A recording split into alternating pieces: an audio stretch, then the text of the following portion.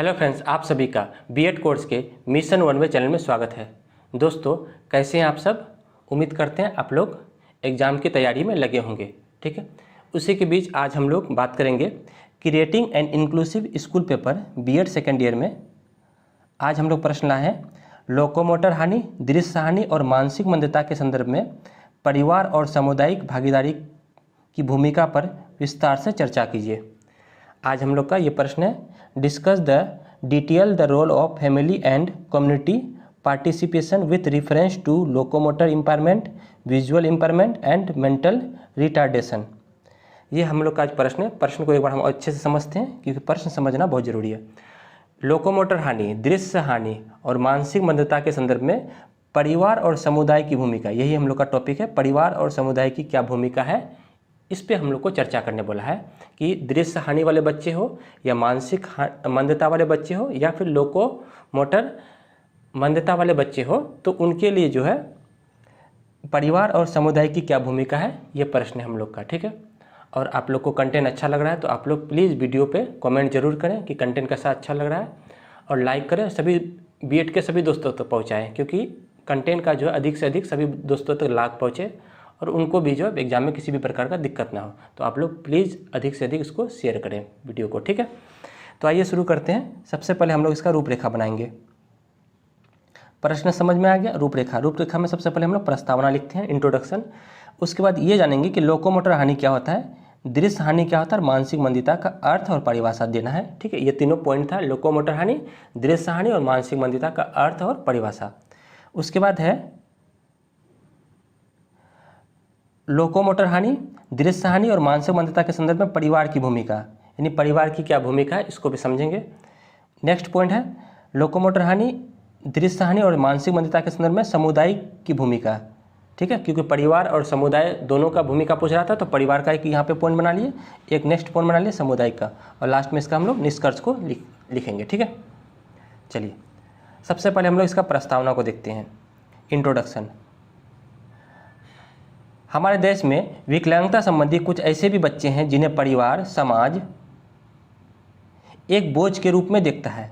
हमारे समाज में कुछ ऐसे भी परिवार हैं जिनके घरों में विकलांगता वाले बच्चे होते हैं, तो वैसे परिवार और समाज जो है ऐसे बच्चों को एक बोझ के रूप में देखते हैं, क्योंकि समाज या परिवार ऐसे बच्चों को एक अभिशाप के रूप में देखता है।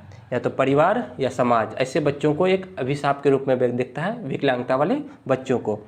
उनका सोच है कि ऐसे बच्चे ईश्वर की नाराज़गी के रूप में जन्म लेते हैं। ऐसे बच्चे जो है ईश्वर की नाराज़गी के रूप में हमें जो है दुख देने के लिए ऐसे बच्चे जन्म लेते हैं।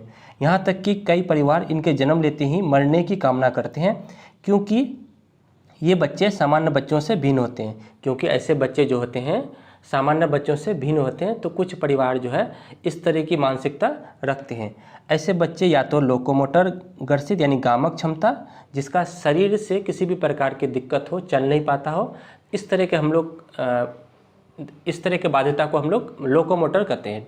ठीक है, मानसिक रूप से हो या दृश्य रूप से हो, ऐसे ग्रसित होते हैं। तो ऐसे बच्चे जो होते हैं वो सामान्य बच्चों से अलग होते हैं। ठीक है, अतः ऐसे बच्चों के प्रति परिवार के माता पिता तथा समाज का कर्तव्य होता है कि वो धैर्य नहीं खोना चाहिए, बल्कि उन्हें रोकथाम के लिए आवश्यक कदम उठाने चाहिए।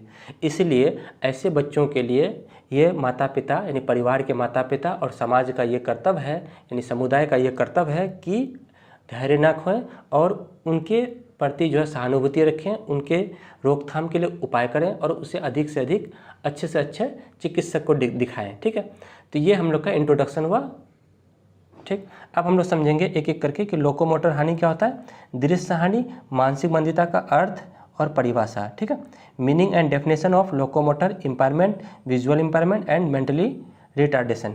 सबसे पहले हम लोग जानेंगे कि लोकोमोटर हानि क्या होता है, एक एक करके तीनों को देखेंगे। ठीक है, लोकोमोटर इम्पायरमेंट, लोकोमोटर शब्द का अर्थ होता है गति करने में अक्षमता है, यानी वैसे बच्चे या वैसे बालक जो चल नहीं सकते हैं, जिसको पैर में किसी प्रकार की दिक्कत हो या हड्डियों में किसी प्रकार की दिक्कत हो, तो उसे हम लोग कहते हैं वो बच्चे लोकोमोटर से ग्रसित हो गए, यानी गति करने में वो अक्षमता हो गए। ठीक है, अर्थात वैसे बच्चे जिन्हें चलने संबंधी दिक्कतें होती है उसे लोकोमोटर कहते हैं, जिसमें व्यक्ति एक जगह से दूसरी जगह जाने में असमर्थ होते हैं, यानी वो एक जगह से दूसरी जगह वो जा नहीं सकते हैं। ऐसे बच्चों को हम लोग लोकोमोटर असमर्थ वाले बच्चे कहते हैं।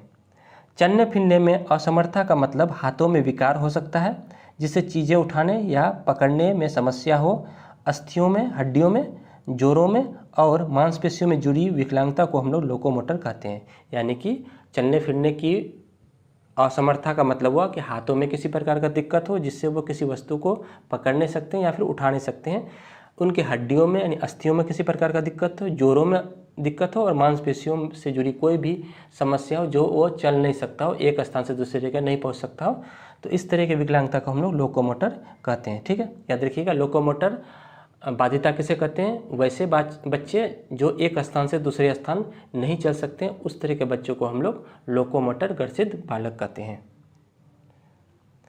अब इसका एक परिभाषा हम लोग देख लेते हैं लोकोमोटर का।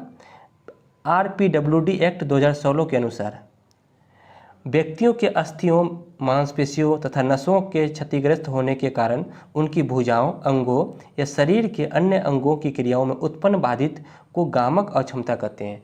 मतलब व्यक्तियों के हड्डियों, मांसपेशियों, नसों अगर किसी कारणवश क्षति हो जाता है, यानी कि काम करना बंद कर देता है, तो उनके भुजाओं या अंगों के शरीर में अन्य क्रियाएं जो है वो बंद हो जाती है, यानी बाधित हो जाती है। इसी को हम लोग गामक क्षमता कहते हैं। परिभाषा बहुत ही ईजी है, याद हो जाएगा। ठीक है, उसके बाद हम लोग बात करेंगे दृश्य हानि का, यानी विजुअली इम्पायरमेंट का। दृश्य हानि क्या होता है? दृश्य हानि दिव्यांगता वो बालक होते हैं जो ठीक प्रकार से देख पाने में असमर्थ होते हैं। यानी वैसे बालक जो देखने में असमर्थ होते हैं या देख नहीं सकते या ठीक ढंग से उसे दिखाई नहीं देता है, तो उसे हम लोग दृश्य बाधित बालक कहते हैं। कुछ दृष्टि बाधित बालक मोटे छपे की पुस्तक अथवा पाठ सामग्री पाठ को पढ़ने में असमर्थ होते हैं। यानी ऐसे बच्चे जो होते हैं पुस्तक के अक्षरों को वो ठीक ढंग से पढ़ नहीं सकते हैं, तो ऐसे बालक को हम लोग दृश्य हानि वाले बालक कहते हैं। ऐसे बालक का मापन स्टेनले चार्ट के माध्यम से किया जाता है। ठीक है, तो स्टेनले चार्ट के माध्यम से इस तरह के बालक का हम लोग मापन करते हैं कि इसको जो है देखने संबंधी दिक्कतें आ रही है, तो इसलिए इसको हम लोग दृश्य बाधिता वाले बालक कहते हैं, विजुअली इम्पायरमेंट चाइल्ड कहते हैं। ठीक है, अब इसका एक परिभाषा दिया था अमेरिका के मेडिकल संघ 1934 की कानूनी परिभाषा के अनुसार। ये परिभाषा दिया था अमेरिका के मेडिकल संघ 1934 में दिया था। जिनकी क्षमता 20/200 तथा इससे कम हो, उनकी आंखें सुधार के बाद उत्तम हो सकती है, अथवा जिनकी दृष्टि का क्षेत्र सीमित हो अथवा और 20 डिग्री का कोण बनाती हो, 20 डिग्री का कोण बनाती हो, उनकी आंखें सुधार के बाद उत्तम हो सकती है। ये परिभाषा दिया था अमेरिका के मेडिकल संघ 1934 में कानूनी परिभाषा के अनुसार। ठीक है, यानी जिनका 20 डिग्री का एंगल कोण बनाती हो तो उनकी आंखें में सुधार का उत्तम उपाय है। ठीक है, ये दिया था दृष्टि बाधित बालकों की परिभाषा। दो पॉइंट हो गया। अब हम लोग का एक और है मानसिक मंदिता। 3 था, लोकोमोटर था, दृष्टि बाधिता था, मानसिक मंदिता। मेंटलिटी रिटार्डेड स्टूडेंट या फिर चाइल्ड। मानसिक मंदिता से तात्पर्य वैसे बालक जिनकी बुद्धि लब्धि, जिनका IQ साधारण बालकों के बुद्धि लब्धि से कम होती है, उसे मानसिक रूप से ग्रसित बालक कहते हैं। यानी मानसिक मंदिता वाले वैसे बालक कहते हैं जिनकी बुद्धि लब्धि, जिनका IQ, ठीक है, जिनकी बुद्धि लब्धि जो है साधारण बालकों से कम होता है ना, जिनकी बुद्धि लब्धि IQ जो है साधारण बालकों से क्या होती है, कम होती है, उसे हम लोग मानसिक रूप से ग्रसित बालक कहते हैं। ठीक है,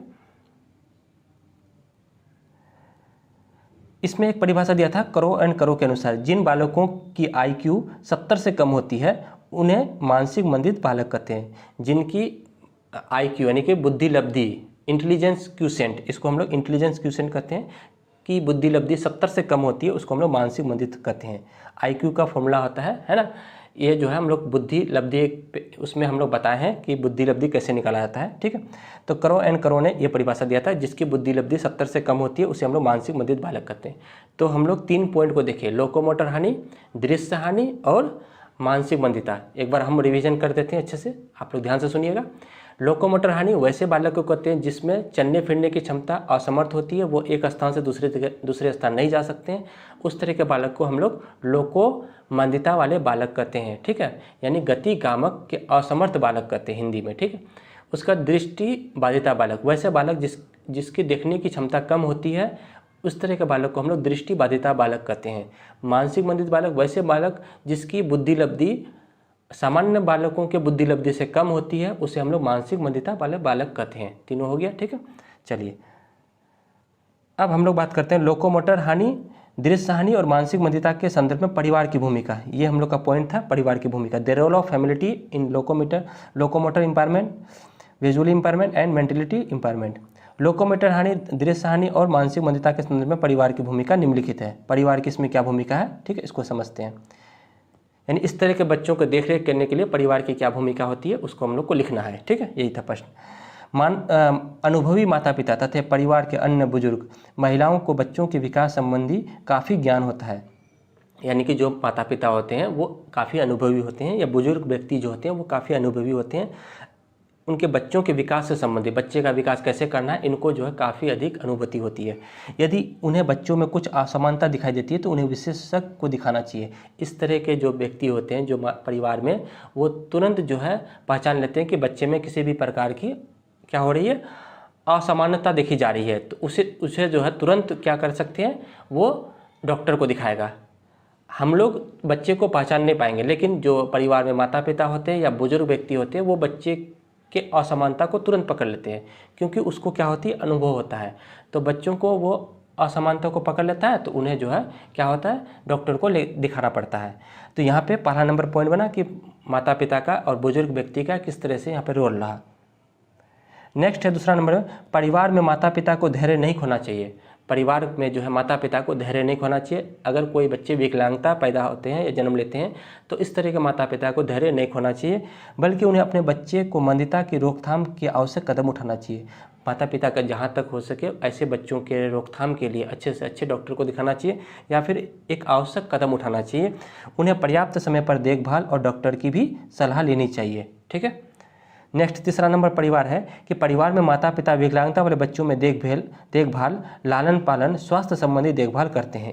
यानी कि उनका लालन पालन भी सही से होना चाहिए, पोषक युक्त भोजन देना चाहिए, स्वास्थ्य संबंधी देखभाल भी करनी आवश्यक होती है। चौथा नंबर पॉइंट है, माता पिता बच्चों के दैनिक क्रिया संबंधी कौशल विकसित, भाषा कौशल विकसित आदि द्वारा शुरुआती वर्षों में बहुत कुछ सीख सकते हैं। मतलब माता पिता का ये भी जिम्मेदारी है कि बच्चे जब जन्म लिए तो अगर इस तरह का कुछ भी असर दिखाई देता है तो शुरुआती दौर में ही उसे जो है अपने माध्यम से कौशल को उसके अंदर विकसित कीजिए, भाषा का विकास कीजिए। अगर वो बोलने में किसी प्रकार की आपको ऐसा लग रहा है कि बोलने में कमी है तो उसके बार बार उसके साथ जो है बोलने का प्रयास कीजिए, भाषा कौशल विकसित कीजिए। ये शुरुआती तौर पर करना चाहिए, ठीक है। तो इस तरह से भी जो माता पिता को ध्यान देना चाहिए, इस तरह के बच्चों को इग्नोर नहीं करना चाहिए। पाँचवा नंबर, माता पिता को ये ध्यान देना चाहिए कि अगर बच्चे को पढ़ने लिखने में कोई समस्या आ रही है तो उसके आँखों को चिकित्सा को दिखाना चाहिए। अगर ये भी देखिए कि माता पिता को ये भी समझना चाहिए कि अगर बच्चे को देखने संबंधी किसी भी दिक्कतें आ रही है तो उसको इग्नोर ना करके तुरंत जो है क्या करना चाहिए, आँखों वाले डॉक्टर को दिखाना चाहिए, ठीक है।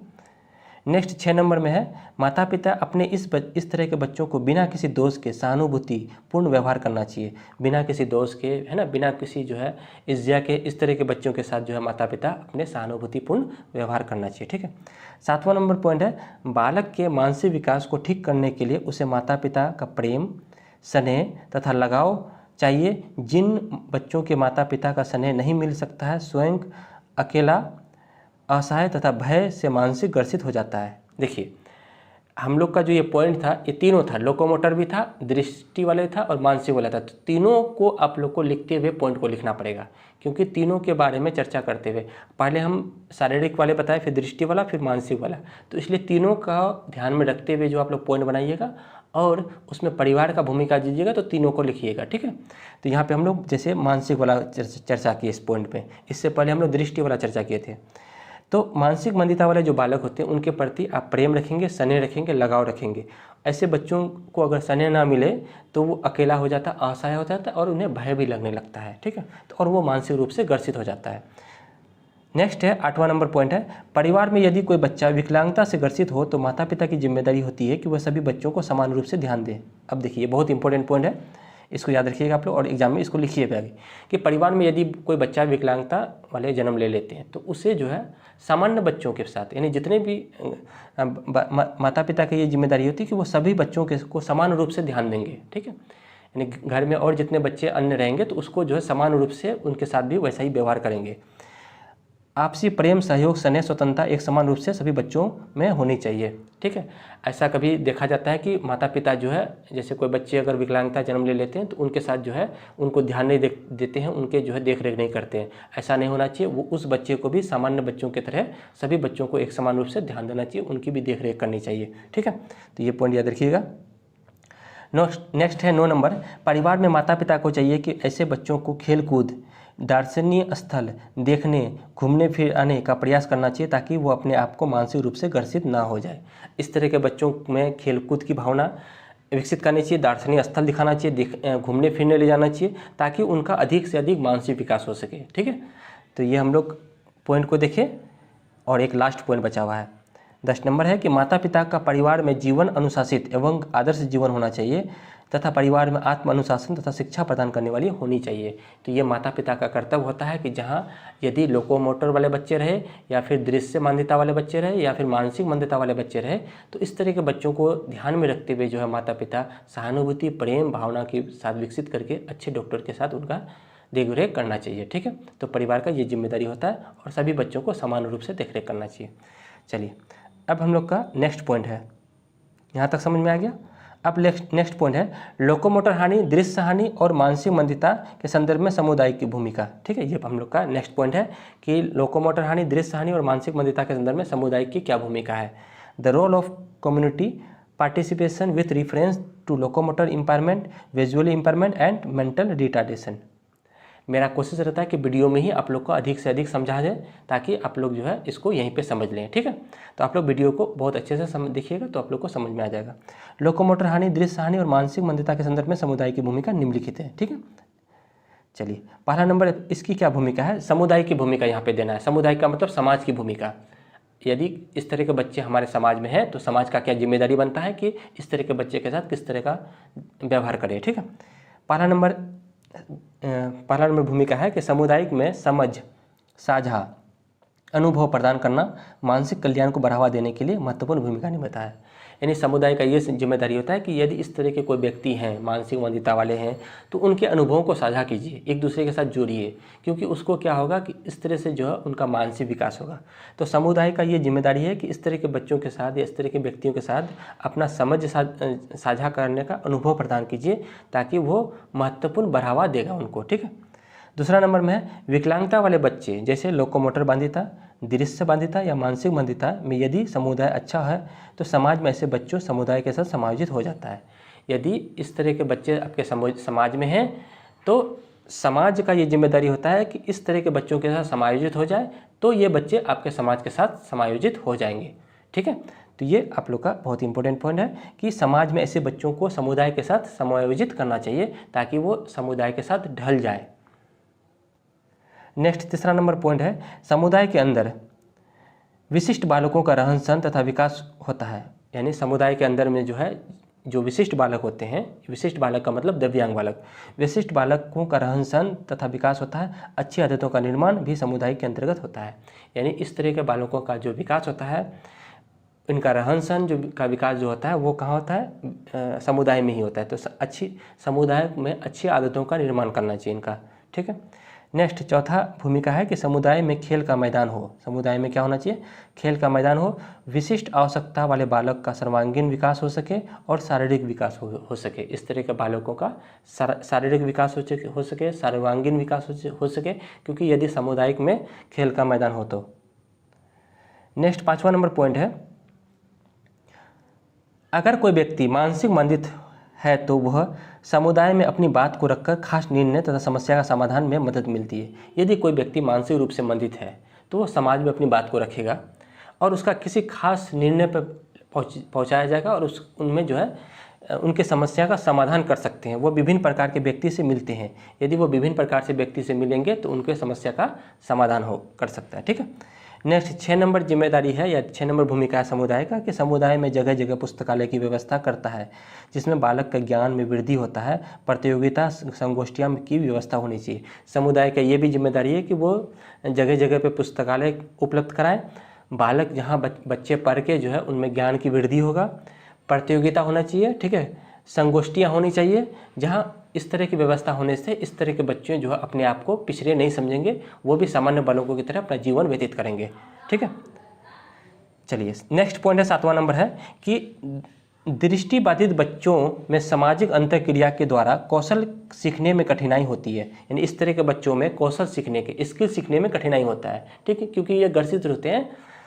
इस तरह के बच्चे में समुदाय के अन्य बच्चों के साथ रहकर भी वह अनुभव दृश्य के द्वारा सीख सकते हैं। देखिए, आप ये चीज़ समझिए कि कोई बच्चे दृष्टिबाधित बालक है, ये पॉइंट बहुत इंपॉर्टेंट है, इसको ध्यान से रखिएगा। ठीक है, कोई बच्चे दृष्टिबाधित बालक है, यदि उस बच्चे दृष्टिबाधित बालक यानी जो देख नहीं सकता है, तो यदि उस बच्चे को सामान्य बच्चों के साथ अगर हम उसके साथ रह के अगर हम कुछ दिन तक रखें तो वो बच्चे भी उस तरह का अनुभूति करना सीख जाएगा जो एक सामान्य बच्चे करते हैं। तो यहाँ पे यही पॉइंट था कि जो ग्रसित बालक होते हैं उसमें कौशल विकसित करना कठिनाई है। यदि हम उस बच्चे को किसी समुदाय के अन्य बच्चे के साथ रखते हैं तो वो भी उस तरह का सोचेगा, उस तरह का दृश्य का अनुभव करेगा जो एक सामान्य बच्चे, जो देखने वाले बच्चे सोचते हैं, समझते हैं।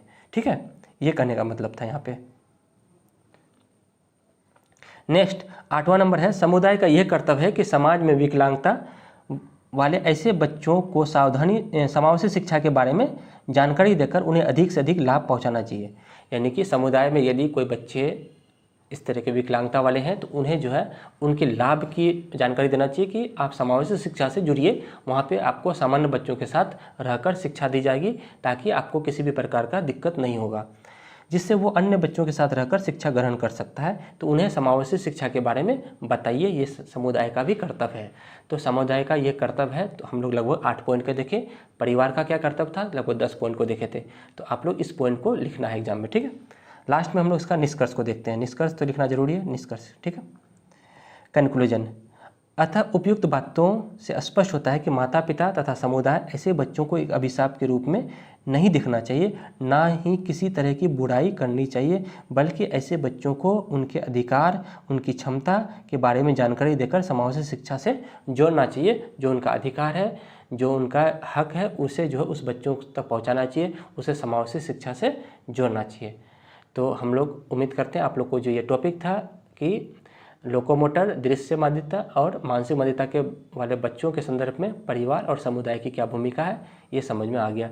ठीक है दोस्तों, वीडियो अच्छा लग रहा है तो वीडियो पर लाइक, कमेंट और सभी दोस्तों तो शेयर जरूर करें। फिर हम लोग नए वीडियो में नए टॉपिक के साथ मिलते हैं। तब तक के लिए धन्यवाद।